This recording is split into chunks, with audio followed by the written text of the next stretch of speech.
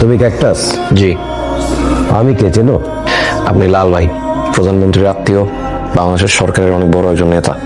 সবাই জানে না এমন কিছু বলো। তুমি তো অনেক বড় হ্যাকার। বলো দেখি। আমাকে কি কাজ করতে হবে? সেটা পরে হবে, আগে বলো আমার ব্যাপারে। আপনি লাল ভাই, পুলিশ, র্যাব সব আপনার হাতের মুঠোয়। গভর্নমেন্টাল কন্ট্রাক্টের জন্য 12% করে নেন, নিয়োগ পদোন্নতির জন্য মিনিমাম 10 কোটি টাকা। চাঁদাবাজি, smuggling, prostitution, gambling, money laundering, এসব আন্ডারগ্রাউন্ড সমস্ত কাজ যারা করে তারা সবাই আপনাকে 20% দিয়ে চলে। মিডিয়া আপনাকে নিয়ে কথা বলতে ভয় পায়, যারা কথা বলছে সবাই আপনি গায়েব করে দিয়েছেন। ভাগ্য ভালো এটা সাংবাদিক হয় নাই।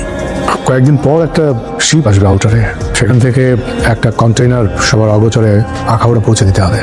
কন্টেনারের ভিতরে কি আছে? সেটা জানা যাবে না। সাকসেসফুল হলে খুনের মামলা থেকে খালাস দিয়ে দিই, সাকসেস না হলে ফাঁসির দড়িতে ঝোলাবো। কন্টেনারের ভিতরে কি আছে? জানতে চাই না। অ্যাকচুয়ালি আমি জানি না কন্টেইনারে কি আছে, আর দেশের এই পরিস্থিতিতে এই বিষয়টা আমি জানতে চাইও না।